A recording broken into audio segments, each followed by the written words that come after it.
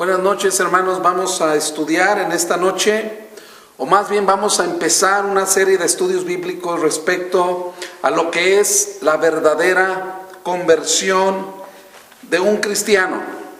El día de hoy estamos en tiempos difíciles en los cuales hay mucho fanatismo, pero sobre todo también hay mucho engaño en cuanto a lo que es el Evangelio de Jesucristo. Mi propósito y mi oración es que a través de estos estudios podamos profundizar y podamos ver lo que la palabra de Dios dice respecto a lo que es una verdadera conversión.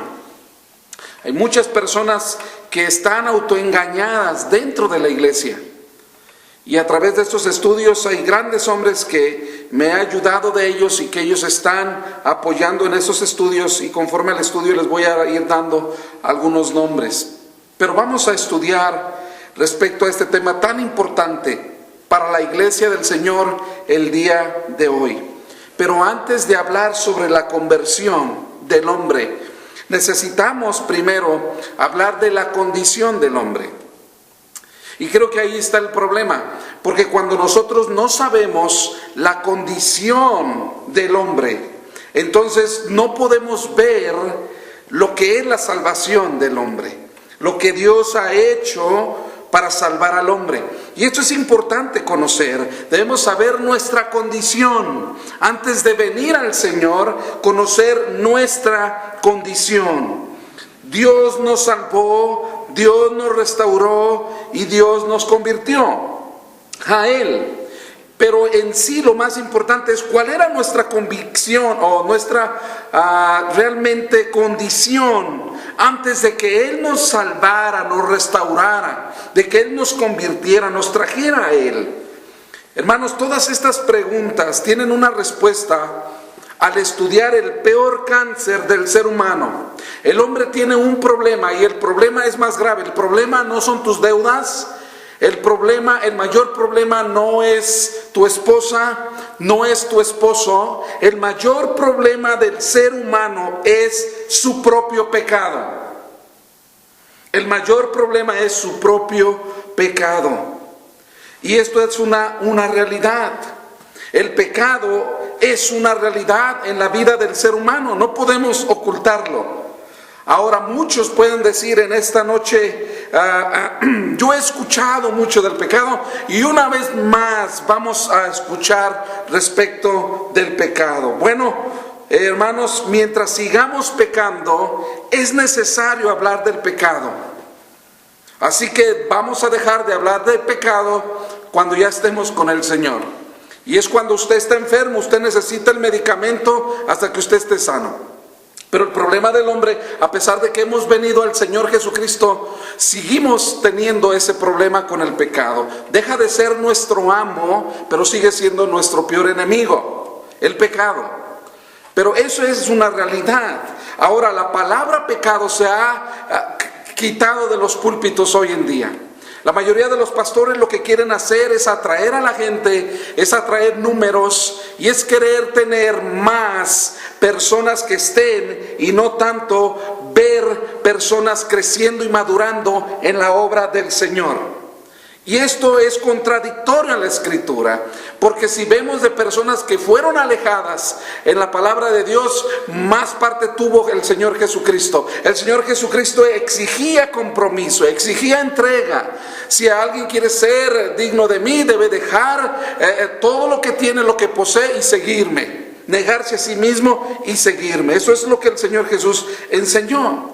Y hoy en día estamos tan acostumbrados al pecado que ya no nos deja ver la realidad y lo horrendo y lo abominable que es el pecado. Llegamos a ver que es algo normal, es quien no peca. Por lo tanto, yo sigo pecando y no hay ningún problema. Dios es bueno y Él me perdona. Pero la realidad es otra cosa.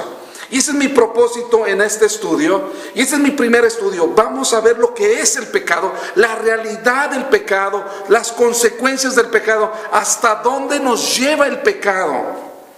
¿Qué es lo que dice la Biblia sobre el pecado? Así que tengo 4 cosas de lo que es en realidad el pecado y de lo que la Biblia dice ¿qué es el pecado? Y la primera de ellos es que el pecado está en cada ser humano.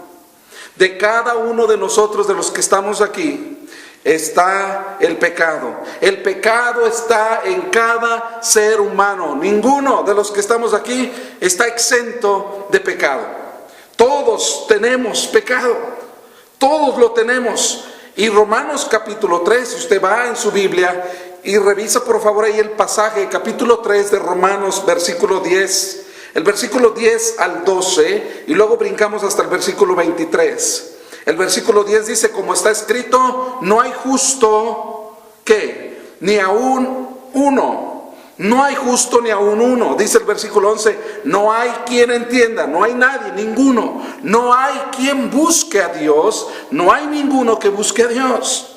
Versículo 12 dice, todos, ¿cuántos? Todos se desviaron, a una se hicieron inútiles. Eso es lo que somos sin Cristo, inútiles. No hay, dice Pablo en Romanos 3:12, no hay quien haga lo bueno, no hay ni siquiera uno, ni siquiera uno.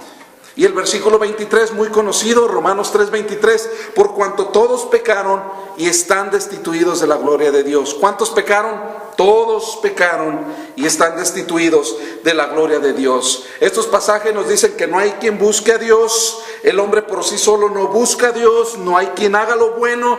También dice el versículo 12, todo hombre en todo lugar peca por cuanto todos pecaron. Entonces así es lo que es el pecado. Algunos de ustedes posiblemente no me conocen, es primera vez que me ven y yo primera vez que yo lo veo a usted.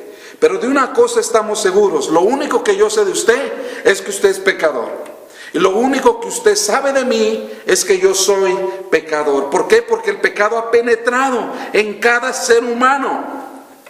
Desde los tiempos de Adán, desde la caída de nuestros padres, Adán y Eva, el pecado entró, según Romanos capítulo 5, a todo hombre, todo ser humano. Y no solamente el pecado ha entrado en el hombre en una área o en ciertas áreas, sino la Biblia nos enseña que ha penetrado en todo su ser. Ha dañado su espíritu, ha dañado su alma y ha dañado su cuerpo. El pecado ha contaminado todo su espíritu, toda su alma y cuerpo también. Ha contaminado todas las edades, todas las culturas y todas las civilizaciones. El pecado está en todo lugar, donde quiera que vayas hay pecadores y están contaminados totalmente. Está la mente y el entendimiento. Ahora, algo importante que yo quiero leer es Isaías capítulo 1. Si tú buscas también en tu Biblia, Isaías capítulo 1, versículo 6. El versículo 6 dice de esta manera en Isaías: desde la planta del pie hasta la cabeza no hay en él cosa sana. O sea, su cuerpo, su vida en el hombre, sino herida, hinchazón y podrida llaga. No están cerradas o curadas, ni vendadas, ni suavizadas con aceite. Esto es lo que dice el pasaje. Desde la planta del pie hasta la cabeza no hay en él, en el hombre, cosa sana. Todo nuestro ser ha sido dañado por el pecado. Vas a las universidades y ves hombres muy inteligentes, pero están ciegos espiritualmente, no ven más allá de ello. ¿Por qué razón? Porque la palabra de Dios dice que el Dios, o sea Satanás, el Dios de este siglo, ha cegado el entendimiento de los incrédulos para que no les resplandezca la luz del evangelio de la gloria de Cristo. El enemigo ha cegado el entendimiento. Así que todo su ser está envuelto en ese pecado, en ceguera, en entendimiento, en todo, absolutamente todo. Ahora, no solamente ello, sino que también el pecado ha contaminado la voluntad, no solamente la inteligencia, no solamente el espíritu, sino también la voluntad. ¿Qué ha pasado con la voluntad del hombre? Ha sido corrompida también por el pecado. En Génesis capítulo 6, búsquelo por favor, Génesis capítulo 6, versículo 5. Génesis capítulo 6, versículo 5 dice de esta manera: y vio Jehová que la maldad de los hombres era mucha en la tierra, y que todo designio de los pensamientos del corazón de ellos, o sea, del hombre, del ser humano, era de continuo solamente al mal.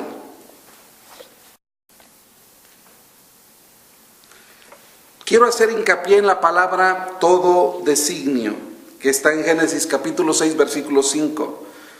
Todo designio da a entender de toda intención y todo deseo que hay en el hombre. Inclusive hay una versión que lo relata de esta manera el versículo, lo expone así: siempre están pensando en hacer lo malo y solo lo malo. Esa es la condición del hombre.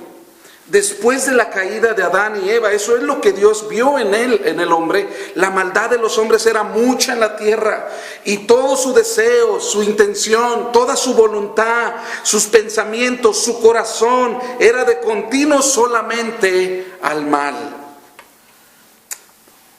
Y nota esto, que ha contaminado absolutamente todo. Toda persona en todo su ser ha sido afectada por el pecado. Número 2, no solamente ha sido afectada toda persona por el pecado, sino también el pecado es irracional.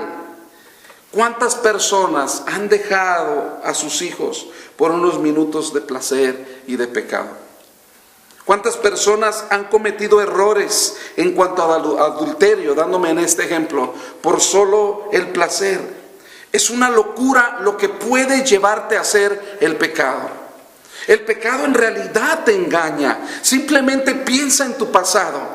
¿Cuántas ocasiones el pecado no te envolvió, no te engañó a hacer locuras? Te llevó a hacer más allá de lo que tú te imaginabas. Afuera de tu matrimonio, dentro de tu matrimonio, dentro de tus hijos, de tu seno familiar, lo que tú más amas. Estuviste dispuesto a hacer locuras a pesar de todo. ¿Por qué razón? Por el pecado. El pecado es engañoso. No hay pecado sabio. Dime un pecado sabio. No hay uno solo. Es irracional el pecado. Y el hijo pródigo, realmente recordemos lo que dice este pasaje. El hijo pródigo dice, antes de que volviera en sí, ¿qué era lo que hizo? Hizo locuras. Se arrastró en el pecado. Comía de las algarrobas de los cerdos. A ese extremo llegó. A imponérsela a su padre y con autoridad decirle: dame la parte que me pertenece. El pecado nos engaña, nos hace ver que podemos hacer cosas extraordinarias y que todo lo que hacemos está bien. Nos engaña en realidad. Y eso es la condición de este hombre, de este joven, el hijo pródigo, en el cual en su momento, mientras volvió en sí, cuando él volvió en sí, vio su verdadera condición. Mientras no, entonces estaba engañado, estaba cegado por el pecado. Otra de las cosas, no solamente el pecado te lleva a hacer cosas irracionales, sino que número 3, el pecado es engañoso. El pecado en realidad te engaña. Hebreos capítulo 3, versículo 13. Dice así, en Hebreos capítulo 3, versículo 13: antes exhortaos los unos a los otros cada día, para que ninguno de vosotros se endurezca por el engaño del pecado. Fíjate bien.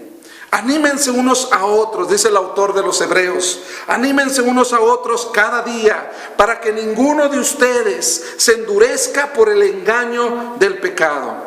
Una señal del engaño es que no sabes que estás engañado. Y eso es lo que hay muchas personas, están así. Hay caminos que al hombre le parecen buenos, pero al final son caminos de muerte, caminos de perdición. Ellos creían que estaban en la verdad. Posiblemente nosotros venimos también de alguna secta, de alguna religión, en cierta manera bíblica, creyendo que estábamos en la verdad. ¿Y qué estábamos? Estábamos engañados en ello. Y el peor problema de lo que el pecado produce en nosotros, en nuestras vidas, es que la persona no sabe que está engañada. La persona piensa que está bien, pero en realidad está engañada. Y esto es algo más difícil, lo que dice el pasaje. El engaño va endureciendo tu corazón más y más. El engaño va endureciendo tu corazón más y más. Entre más vas engañándote, más tu corazón se va endureciendo. El pasaje dice: ninguno de vosotros se endurezca por el engaño del pecado. Entre más peques, menos te va a molestar pecar. Entre más peques, menos te va a molestar pecar. Y esto es en realidad lo que realmente también nos da un ejemplo la Escritura. ¿Hasta dónde podemos llegar? Una cosa te puede llevar a la otra. Hay personas que podrían decir, yo nunca me imaginaba que iba a hacer eso. Yo nunca me imaginaba que iba a llegar hasta esos extremos. Pero ¿qué fue el pecado? El pecado es como un cáncer que te va abriendo más y más, te va engañando más y más, y te va llevando y te va impulsando a hacer cosas que tú nunca imaginabas. Y esto es lo que nos da un ejemplo el apóstol Pablo. En Romanos capítulo 1 de los versículos 24 al 31, el apóstol Pablo nos da un ejemplo de esto. Cuando Dios decide abandonar y dejar al hombre a su iniquidad, mira hasta dónde podemos llegar. Hasta dónde nosotros podemos llegar cuando Dios nos entrega a la inmundicia o al pecado. El versículo 24 de Romanos 1 dice, por lo cual también Dios los entregó. Ahí está la clave. Dios los entregó a la inmundicia. Dice Pablo, Dios los entregó a la inmundicia en las concupiscencias de sus corazones, al designio de ellos, a lo que ellos querían ser en realidad, de modo que deshonraron entre sí sus propios cuerpos. Mira hasta dónde podemos llegar cuando Dios en sí nos entrega a esa inmundicia. Versículo 25 dice Pablo, ya que cambiaron la verdad de Dios por la mentira, honrando y dando culto a las criaturas antes que al Creador, el cual es bendito por los siglos. Versículo 26 dice, por esto Dios, una vez más, Dios los entregó a las pasiones, dice el pasaje, entregó a pasiones vergonzosas. En el versículo 24 dice, Dios los entregó a la inmundicia. Dios los entregó a las concupiscencias de sus corazones. El versículo 26, dice, los entregó a pasiones vergonzosas. Les permitió que ellos pudieran llegar a esos extremos. ¿Y hasta dónde llegaron? Dice el apóstol Pablo, pues aún sus mujeres cambiaron el uso natural por el que es contra naturaleza.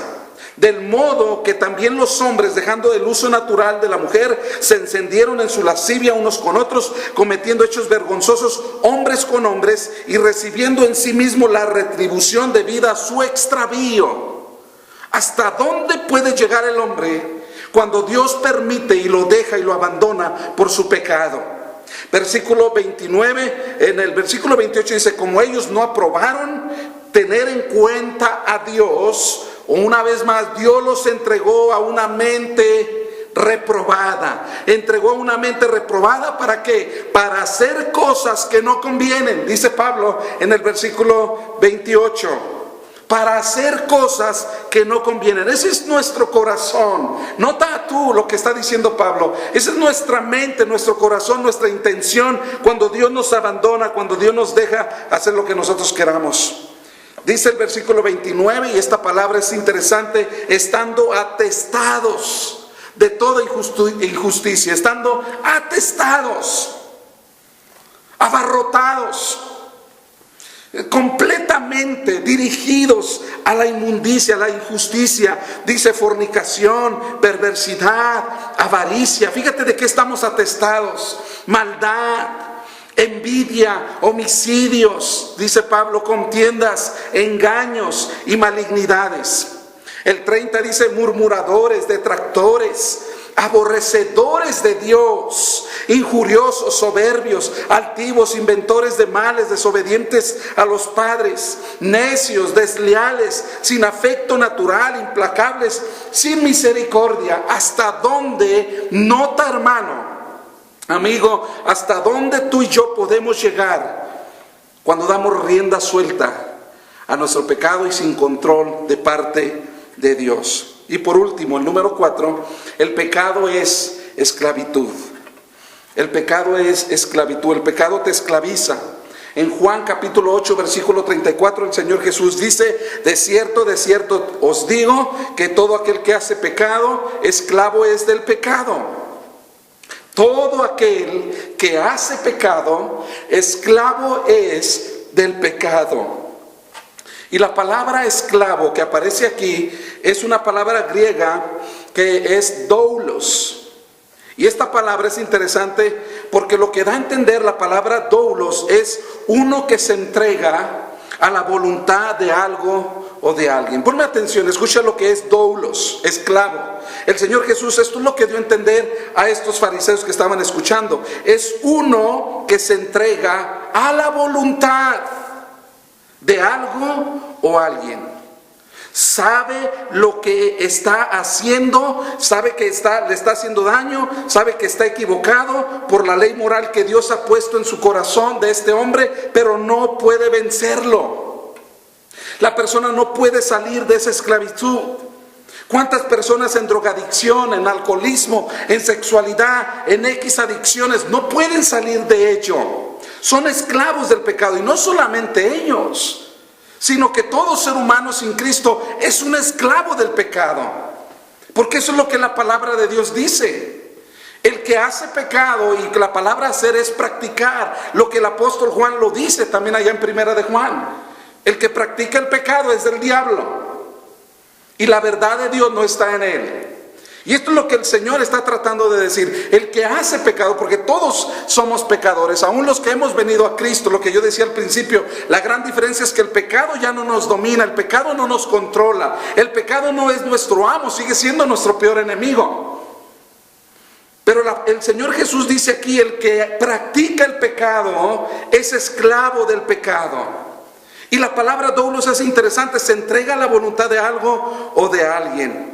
Algunos que quieren agradar a la carne y darle a sus vidas los deleites de este mundo, ellos piensan que son libres, pero en realidad esa no es la libertad. Jóvenes, escúchenme en esta noche, porque muchos de los jóvenes pueden decir, déjame ser libre, yo quiero hacer lo que yo quiera. Y para ese joven, el dejar ser libre es permitir que se vaya a los bailes, llegar a la hora que quiera, tener sexo con su novia o con su novia, usar drogas, cocaína, darle a la botella, al licor, etcétera, etcétera. En realidad esa es libertad. El Señor Jesús dice, ese es esclavo. Y esto es la realidad. Jesús nos dice que no, todo está esclavizado, y este esclavo va siendo cada vez más y más dominado a la voluntad de algo o de alguien. Así que después de ir al baile, no solamente tú quisiste ir al baile y solamente escuchar, sino ya bailaste, y luego de ahí te lleva a hacer otras cosas, y de ahí entonces tú empezás a tomar una copa, y luego 2, y luego 3, y te llevó a más, y esto es un que no tiene fin. Esto es lo que estoy tratando de decir.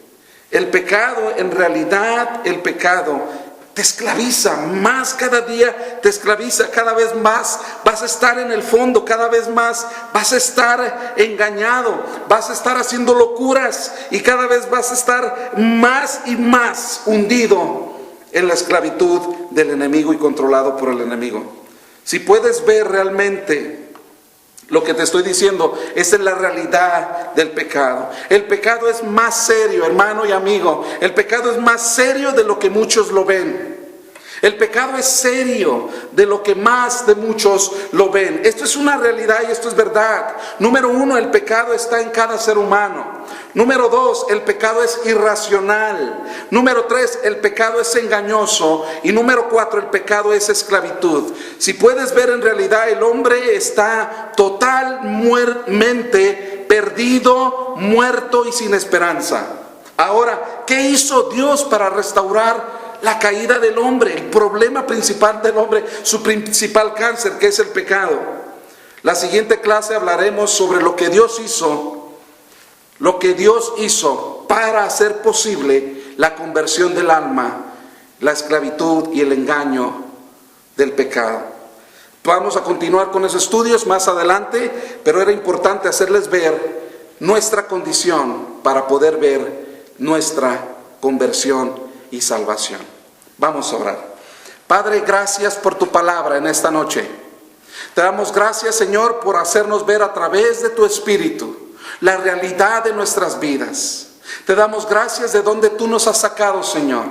Te damos gracias también, Padre, de la oscuridad, del lodo, donde tú nos has rescatado y nos has levantado. Queremos darte honra y gloria a ti, Señor, porque tú has sido bueno con nosotros y tu misericordia se extendió más allá.